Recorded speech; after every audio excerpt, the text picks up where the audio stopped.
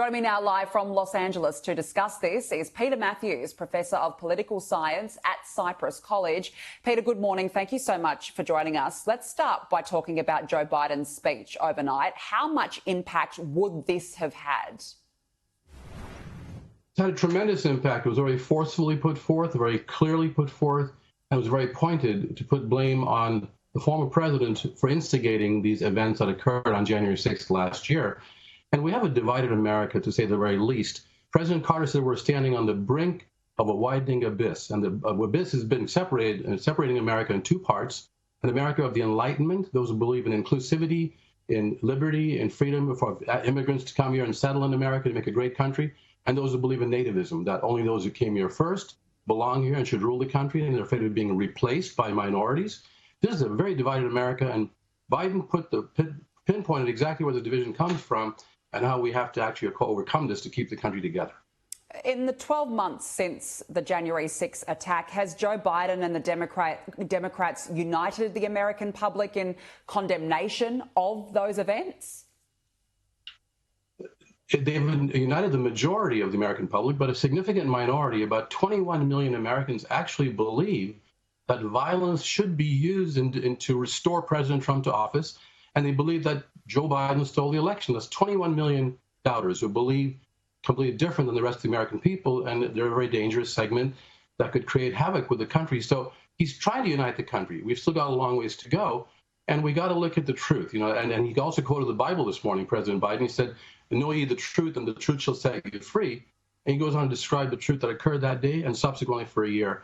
The bottom line has to be, we have to get to see whether this was a complete conspiracy or a plot to overthrow the United States government, to what extent it was, and were higher level officials involved in it, besides the rioters who actually broke into the buildings.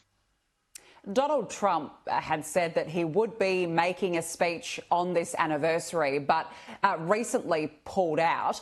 Why do you think he decided not to go ahead with it? Well, he's claiming he's postponing the speech to a big rally he's going to be holding in about a week or two.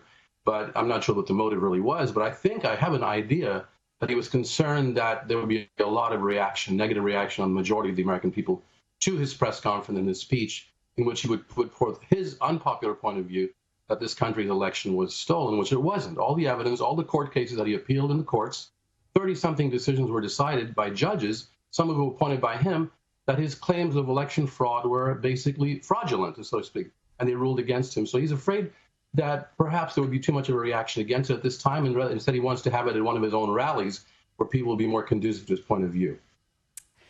12 months on from the attack, and it didn't just shock America, it shocked the world. What lessons have been learned? The lessons have been learned. The first is that we've got to go back to the roots of this country that was really a country born in the Enlightenment. The founders and framers like Jefferson and Madison believed in individual freedom, individual human dignity, that all men are created equal, as Jefferson put in the Declaration of Independence. He didn't say all white men are created equal. He said all men are created equal. That gave an inclusion to America that the rest of us would come along and say, it's time that we put theory into practice, and demanded equality and brought women into the whole picture because they brought themselves in by fighting also for women's equality. And this country's evolving into a more perfect union. The people that believe in that and believe that there will change will automatically come through history, but change for the better. And the other people who say, let's hold on to the past and just go back to when the country was dominated by one ethnic group that they claim built the country by themselves, which is not true. So this is a problem, a major division, and to heal it, we have to go back and look at the truth and try to explain to people of all persuasions that we can still live together as one nation. We have to live together as one nation. We don't need a civil war, civil conflict. We have to come together. And please, let's work things out through reason, the gift of reason, through compromise, and work things out in terms of policy where we accept each other's point of view and then come to a common decision on the policy and not vilify the other person as being evil. That's the main problem right now. It's a very important philosophical problem as well. Yeah, it certainly is. A long road ahead. Professor Peter Mathews, we have to leave it there. Thank you so much for joining us. Thank you, Danica.